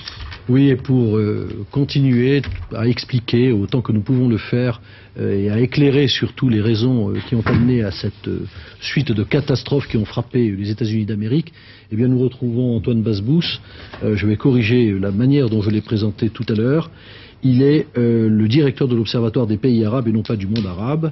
Robert Pingeon, qui est le représentant du Parti républicain en France. Et puis, Monsieur Gilles, vous êtes un confrère, journaliste au Monde diplomatique et au Wall Street Journal, et vous nous avez apporté un ouvrage assez intéressant, Une guerre non sainte, Unholy Wars, concernant l'Afghanistan, les États-Unis d'Amérique et le terrorisme international. Et alors, cette nouvelle réédition, vous me le faisiez remarquer, est intitulée « La contagion gagne, l'assaut contre l'Amérique ». Qu'est-ce que ça signifie ? C'est une enquête qui a été menée par un des plus grands noms de la presse américaine sur le Moyen-Orient, John Cooley, et publiée il y a 1 an et demi à Londres et très peu remarquée. Et c'est une analyse de qu'est-ce qui est arrivé à ces 250 000 personnes qui ont été formées dans les camps de Peshawar pour aller se battre contre l'Afghanistan ou déstabiliser le sud de la Russie dans les années 80. Et on les retrouve maintenant partout. On les a retrouvés au début de la guerre civile en Algérie, on les a retrouvés aux Philippines l'année dernière. Est-ce qu'on les retrouve à New York? On ne sait pas. Mais en tout état de cause, si la piste moyen-orientale s'avère être la bonne ou afghane, cela posera énormément de questions. Parce que je crois qu'après ce qui est arrivé à New York aujourd'hui, il faut se poser 2 questions. La première, c'est qui a intérêt au crime? Alors, où on pousse les Américains vers un nouvel isolationnisme, où ils peuvent se dire qu'ils se lavent les mains de certains des problèmes du monde, ce qui serait très grave, ou alors on les pousserait à agir de façon trop rapide. Et c'est bien le danger, parce que d'un côté, le président va vouloir réagir, mais réagir d'abord contre qui et comment, et puis même dans ce cas-là, punir mène à quoi? Et je crois que notamment au Moyen-Orient, on se trouve dans une situation délicate. On sait très bien qu'on est dans une poudrière au niveau des Palestiniens et des Israéliens. Beaucoup de gouvernements pourraient être déstabilisés par des actions violentes. Alors punir, c'est très bien, mais il faudrait aussi résoudre les problèmes. Donc on se trouve dans une situation extrêmement délicate, extrêmement dangereuse. Réagir, oui, mais contre qui, comment, avec quelle force, pourquoi? Oui, c'est autant de questions qui effectivement ce soir se posent. Et avant que de continuer avec vous, messieurs, je me tourne vers Pierre-Alexandre, notre correspondant permanent à New York. Pierre, à l'heure qu'il est, c'est-à-dire 8 heures après les attentats de ce matin, chez vous à New York, quelle est la situation ? bien, le jour tombe maintenant sur New York, mais l'incendie au sud de Manhattan se poursuit. Il y a toujours une épaisse fumée au-dessus de la partie sud de Manhattan et cela pénalise pour l'instant encore très nettement le travail des sauveteurs. Visiblement, toutes les personnes qui pouvaient être sauvées l'ont été. On n'entend plus beaucoup de bruit, de sirènes, d'ambulances. Toute la ville est déserte maintenant, les rues sont vides, les magasins sont fermés. Tous les habitants de New York sont rentrés chez eux. Ils attendent maintenant de suivre la déclaration de George W. Bush depuis Washington. Pierre, est-ce que vous pensez que la terrible prédiction de ce responsable de la communication d'un hôpital, le St. Vincent Hospital de New York, selon laquelle les victimes pourraient se compter par dizaines de milliers, est-ce que cette appréciation vous paraît plausible ? Écoutez, il faut attendre parce que on ne sait pas. Il y a deux inconnues très importantes. On ne sait pas tout d'abord combien de personnes se trouvaient exactement dans les deux tours au moment de l'attaque. On parle de 40 000 personnes, on parle aussi de 20 000 personnes. Il y a des chiffres très différents qui circulent. Deuxièmement, on ne sait pas exactement avec précision combien de personnes ont pu être évacuées avant que le building ne tombe. La première attaque a eu lieu ici à 9h moins le quart et le premier building s'est effondré lui à 10h, soit près d'une heure plus tard. Il y a eu une partie des gens qui travaillaient dans ces tours qui ont été évacués, mais on ne sait pas exactement quelle est l'importance de ces personnes qui ont été évacuées. Donc je pense qu'il faut être extrêmement prudent, plusieurs milliers de victimes certainement, mais pour avoir un chiffre plus précis, malheureusement il faudra attendre encore plusieurs jours, je pense. Qu'est-ce qui se passe sur les ruines des deux tours du World Trade Center et sur celle du troisième immeuble qui s'est effondré dans la foulée ? Écoutez, le périmètre est totalement fermé. De mon appartement, je vois de la fumée, c'est tout ce que je peux vous décrire. Pour l'instant, cette partie ressemble à un épais brouillard, maintenant jaune et rouge, puisque le jour tombe, mais tout le périmètre est fermé, toute la zone a été évacuée. Il y a dans cette partie de Manhattan aussi des logements d'habitation. Les personnes ont été évacuées. On cherche maintenant à les reloger dans d'autres endroits, dans d'autres quartiers de New York. Pierre-Alexandre, merci et merci de poursuivre sur notre antenne cette couverture de cette catastrophe sans précédent. Antoine Basbous, est-ce que vous souscrivez à toutes les analyses qui sont faites quant à l'implication forcément islamiste que l'on désigne aujourd'hui ? Il y a un faisceau de présomption très fort qui dirige toutes les pensées vers Bin Laden. C'est son programme, il l'avait fait par le passé, il est le seul chef à la tête d'une multinationale islamiste capable de coordonner cet ensemble d'opérations simultanées et il a les moyens, il a les capacités et donc je pense que c'est lui qui va sinon s'attribuer ces attentats, du moins féliciter ceux qui les ont commis comme par le passé. Mais aujourd'hui, l'Occident, l'Amérique, est confronté à une nouvelle théorie. Donc la théorie de zéro mort pour répliquer à ce genre d'attentat n'est plus d'actualité. Rappelez-vous en 1998, quand Clinton, pour échapper au Monica Gate, avait lancé 70 Tomahawks sur l'Afghanistan qui sont perdus dans les montagnes et les vallées. Donc c'était sur des cibles inutiles, mais c'était pour occuper les médias, pour dire qu'il avait l'initiative, comme il avait lancé également des raids au Tomahawk contre une usine pharmaceutique au Soudan. Et par la suite, ils ont reconnu que c'était une erreur. Donc aujourd'hui, face aux kamikazes, à ce nouveau phénomène, eh bien, il faudrait que des soldats soient capables d'aller traquer le terroriste sur le terrain, de débarquer, d'avoir des morts, des blessés. Et donc la théorie de zéro mort, à mon avis, est tombée aujourd'hui. Est-ce que, sans se livrer à une spéculation qui serait hasardeuse, est-ce que le fait que nous ayons assisté à une opération kamikaze, mais cette fois-ci avec des appareils civils dans laquelle des terroristes auraient neutralisé l'équipage pour pouvoir aller abattre les appareils sur ces deux tours de Manhattan, sur le Pentagone et vraisemblablement vers Pittsburgh, est-ce qu'on peut y voir un lien avec les actions kamikazes auxquelles on assiste en Israël actuellement? Mais vous savez, les opérations kamikazes ont été lancées récemment par les chiites, notamment à Beyrouth, contre la force multinationale, c'est-à-dire contre les Américains et les Français. Rappelez-vous, ce 23 octobre 1983, il y a eu 299 soldats américains et français tués en quelques secondes. Le Drakkar et l'aéroport international de Beyrouth. Quelle a été la réaction à l'époque de l'Amérique et de la France? c'était rien du tout. Et même le raid américain s'est soldé par la perte de 2 avions abattus par la chasse, par les missiles antiaériens syriens, servis par les soviétiques à l'époque. Et ce crime est resté impuni, ce qui a encouragé les autres à commencer. Bon, après ce premier acte majeur de terrorisme contre les forces occidentales, commandité par Damas et par Téhéran, il y a eu la suite du Hezbollah qui a chassé l'armée israélienne du Sud-Liban, également par cette même arme du kamikaze. Et là, il y avait occupation étrangère d'un pays, et donc là, on peut parler de résistance. Bon, aujourd'hui, c'était à l'époque la filière chiite. Aujourd'hui, ce sont les sunnites qui font la surenchère et qui sont passés au kamikaze, à cette technique du kamikaze, et nous voilà avec le Hamas, le djihad islamique en Israël et en Palestine, qui combattent l'armée israélienne, et Bin Laden, qui leur a montré le chemin auparavant. Donc nous sommes aujourd'hui en face d'un phénomène de concurrence entre les chiites et les sunnites pour ces actes de kamikaze. Vous aviez donc écrit « Islamisme, une révolution avortée » avec un point d'interrogation, vous posiez la question. Est-ce que vous souscrivez à la supputation de John Cooley lorsqu'il intitule le 10e et dernier chapitre de son ouvrage « L'assaut sur l'Amérique » ? Eh bien, écoutez, j'ai développé dans mon livre tout un chapitre sur Bin Laden et sur ses intentions qui dit clairement, dès 1998, que le grand Satan, l'ennemi, c'est l'Amérique, avec 2 petits ennemis, la Grande-Bretagne et Israël, et il a déjà frappé à maintes reprises, il continue de le faire. C'est un homme, apparemment, qui réalise ce qu'il promet. François Gilles, qu'est-ce qui a pu conduire John Cooley à se livrer à cette spéculation, cette prémonition qui s'est quasiment révélée aujourd'hui ? Je crois que c'est un homme qui couvre le Moyen-Orient depuis 1954. C'est un des journalistes les plus éminents sur cette région qui vraiment connaît son affaire. Il a mis 10 ans pour écrire ce livre, donc ça n'a pas été écrit, simplement ce ne sont pas des paroles en l'air. Je pense que ce sont de très bonnes questions.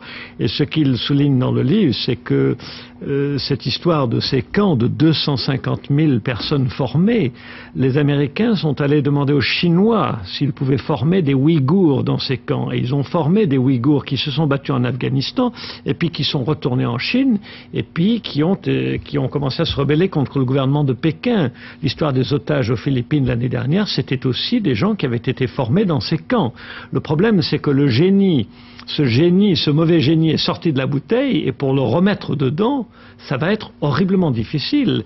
Et pour ce qui concerne... Qu'est-ce qui peut être raisonnablement envisagé, pardonnez-moi, puisque vous abordez les moyens de rétorquer à cette explosion de violence, quels peuvent être les moyens pour y répondre ? La violence, ça peut satisfaire une réponse violente. Se débarrasser des terroristes, oui, tout le monde sera pour, mais le problème c'est que d'abord il faudra pouvoir le faire, puisque si c'est Bin Laden ou d'autres, de toute façon, ils peuvent narguer, que ce soit les Israéliens, les Américains. Et après tout, New York a été attaqué, rien n'empêche des opérations kamikazes dans des grandes capitales occidentales. Je veux dire, les cibles sont très faciles, c'est impossible à garder parfaitement, et nous le savons. Donc il y a ce problème, mais il y a aussi au Moyen-Orient des problèmes comme la question palestino-israélienne. Tant qu'on n'arrive pas à l'adresser, la méthode forte ne réussira pas, parce que malheureusement le terrorisme est l'arme des faibles. C'est pas nouveau historiquement, c'est très vieux et ça continuera. Il n'y a pas de raison que ça s'arrête. Et plus il y aura de violence, que ce soit de la part des Israéliens, des Palestiniens, plus il y aura de ça. Il n'y aura aucun moyen de l'arrêter, mais il faudrait adresser les problèmes politiques. Et tant qu'on n'essaye pas de résoudre certains problèmes politiques ou de les adresser directement, par exemple dans la question du Moyen-Orient, l'Europe fait un effort très important. Et j'ai entendu, il y a un peu plus d'1 an, des responsables américains faire une critique privée de l'envoyé spécial de l'Union européenne auprès des négociations de paix. Alors avec ce genre d'attitude, on n'ira pas très loin. Et je crois que là, c'est un grand problème. Il y a des problèmes politiques qu'il faut résoudre politiquement. S'attaquer aux bases du terrorisme, on l'a vu combien de guerres, pendant la guerre d'Algérie, pendant combien de guerres. On peut continuer à s'attaquer, mais on ne résoudra pas le problème de fond, qui est un problème politique. Et s'il est fort malheureux de voir des Palestiniens et des Libanais crier leur joie dans la rue, je crois qu'il faut bien voir que c'est comme lorsque Saddam Hussein a attaqué le Koweït. Saddam Hussein était, je me rappelle à l'époque, j'avais écrit un article au Financial Times, j'avais dit que Saddam Hussein était vu comme un Robin des Bois par les foules arabes, parce que les frustrations de toutes sortes étaient telles qu'on en venait à prendre ces gens pour des héros. C'est malheureux, mais ces frustrations sont le reflet de situations qu'il va bien falloir adresser économiquement, politiquement. Autrement, on sera pris dans un engrenage de violence qui pourra continuer. Et nous en souffrirons, parce que nous sommes des pays très riches, en Europe, aux États-Unis. Nous sommes des pays ouverts, on ne peut pas boucler. Comment voulez-vous boucler la France, l'Italie, les États-Unis? C'est quasiment impossible. Et donc, on est donc amené à redouter que d'autres actions de ce type ne frappent encore l'Occident, c'est cela? Bien sûr qu'il ne faut pas laisser les terroristes courir, mais en même temps, il faut adresser les problèmes politiques. Nous avons une rive sud de la Méditerranée, cette partie de l'Asie jusqu'à l'Afghanistan, qui deviennent de plus en plus pauvres face à une Europe qui est de plus en plus riche, ou les États-Unis qui sont de plus en plus riches. Et ce décalage énorme qu'il y a, on le voit par les bateaux qui arrivent toutes les nuits sur les côtes d'Espagne ou d'Italie. On le voit malheureusement par des choses comme ça. Bon, la violence, c'est très bien. On ne pourra pas construire de barrières de fer au travers de la Méditerranée. Ce n'est pas une affaire économique simplement, parce que la source de l'islamisme est dans le Golfe, là où il y a le plus de ressources. C'est-à-dire Bin Laden lui-même est l'héritier, le riche héritier d'une très grande puissance du monde arabe. D'une extrême puissance familiale. C'est-à-dire sa famille, les Bin Laden, c'est une grande société de BTP qui est alliée à la monarchie saoudienne et qui a encaissé pendant 20 ans l'équivalent de 160 milliards de francs français. Je dis bien 160, pour l'agrandissement des simples lieux saints de l'islam à la Mecque et à Médine. Sans parler des autoroutes, des palais de la famille royale, des stations, des aéroports et tout ça. Donc c'est pas une affaire, Bin Laden n'est pas un pauvre. Non. Bin Laden, il est soutenu également par des wahhabites riches qui veulent financer cette guerre contre l'Occident, contre les chrétiens, contre le judéo-chrétien. Mais aussi, il faut dire la chose suivante, la réplique doit comporter, à mon avis, deux branches. D'abord, il ne faut pas que l'Occident reste sur une impunité. Jusqu'à présent, on a frappé les Américains, les Français, et tout le monde a dit, bon, on oublie, on assassine des ambassadeurs, on oublie. Bon, il y a de la réelle politique, on n'a pas envie d'affronter les États terroristes. Ils sont connus, on les a cités. Vous voulez dire quoi, que les grandes puissances font preuve de lâcheté? Oui, évidemment. Jusqu'à présent, oui. Mais maintenant que l'Amérique a été frappée au cœur de sa puissance financière à Washington, au cœur de sa puissance militaire au Pentagone, eh bien la réaction va arriver. C'est le nouveau Pearl Harbor qui va secouer l'Amérique, parce qu'on peut pas rester, elle ne peut pas rester sur cet sentiment d'échec et d'impuissance, sur cette humiliation suprême qu'a voulu Bin Laden. Que veut Bin Laden d'après ça? Il engage un combat avec l'Occident. Il veut dire aux musulmans, suivez-moi, je suis capable de défaire cette puissance comme j'ai défait l'Union soviétique. Mais il le dit, il suffit de lire ses textes, sa littérature. Et il pense que l'Amérique va se mettre à genoux, comme au Vietnam, comme à Beyrouth, comme en Somalie. Et donc, frappez, venez les musulmans, les islamistes, mettez-vous derrière moi, nous allons vaincre l'Amérique. Et je reviens pour dire, il ne faut pas confondre le courant islamiste de Bin Laden avec les musulmans et avec l'islam. J'allais vous le demander, qu'est-ce qui peut unir dans une cause commune d'agressivité à l'égard du grand Satan conféré les États-Unis, le pauvre diable de Kurde qui erre aujourd'hui en mer de Timor entre l'Australie et Dieu sait quelle autre île du Pacifique Sud, et puis cette famille Ben Laden, ou en tout cas ce représentant qui ont deux causes. Ce sont deux combats différents. Bin Laden veut défaire cette Amérique qui soutient ce grand Satan, qui soutient le petit Satan et qui le renforce en terre d'islam. Je veux parler d'Israël, parce que pour lui, l'existence d'Israël est injuste. Et donc, les Américains se sont réellement alignés systématiquement et aveuglement sur Israël. Ils n'ont pas tenu leurs engagements à l'égard des Arabes quand ces Arabes sont venus les soutenir dans la guerre contre l'Irak en 1991. Il y a eu Madrid, et après, il y a eu des résolutions, la terre contre la paix, mais les Américains n'ont pas fait le nécessaire auprès d'Israël pour qu'Israël ait la paix en restituant les terres de 67. Donc là, il y a le sentiment d'injustice. Un autre sentiment d'injustice, c'est l'Irak. Il est vrai qu'il y a 1 million d'Irakiens qui sont morts depuis le début de l'embargo. Et aujourd'hui, les Irakiens meurent, mais Saddam Hussein se porte parfaitement bien. Et donc c'est absurde, cette politique deux poids deux mesures, cette agression sentie par Bin Laden et d'autres aussi arabes et musulmans à l'égard des causes palestiniennes, à l'égard de l'Irak comprimé, eh bien, fait réagir. Robert Pingeon, est-ce qu'il n'y a pas un fossé psychologique énorme qui expliquerait, si je puis dire, l'incompréhension irréparable qu'il y a entre la conscience américaine d'être le gardien de cette planète et puis cette sensibilité arabe qui s'exprime de façon aussi violente. Moi, je crois que d'abord, pour ce qui concerne le conflit au Moyen-Orient, il ne faut pas rêver. À partir du moment qu'on essaie de négocier ça dans un contexte de terrorisme et insécurité, les négociations ne vont pas avancer. Ils ne vont pas avancer du tout. Mais ils n'ont pas avancé avant le terrorisme non plus. Pendant 7 ans depuis Oslo, qu'est-ce qu'ils ont obtenu les Palestiniens? Disons effectivement les choses avancées. Sous Clinton s'est engagé. Monsieur, vous représentez le parti républicain. Laissez-moi vous dire une chose, que depuis que Monsieur Bush... L'heure n'est hélas plus au débat, Antoine Basbous. Je crois qu'on a apporté, et vous et nous, le maximum d'éléments que nous pouvions apporter à cette journée si fertile en événements terribles. Il nous faut hélas maintenant conclure. Merci messieurs. Nous allons retrouver dans un instant le rappel de ces événements par Magali Frère. Et dernière information, les tirs sur Kaboul, le Pentagone et la Maison-Blanche démentent être à l'origine des raids sur la capitale de l'Afghanistan. CNN, la télévision américaine, transmet en ce moment des images montrant la ville en flammes. Des bruits de détonation sont entendus. Mais revenons d'abord sur le fil de cette journée. Un scénario digne d'un film catastrophe, donc en plusieurs temps. Le World Trade Center, tout d'abord, vous le disiez, 2 avions se sont écrasés à une quinzaine de minutes d'intervalle sur les 2 plus importantes tours de Washington. On le voit sur ces images. Et tout de suite, le récit de Géraldine Ponce.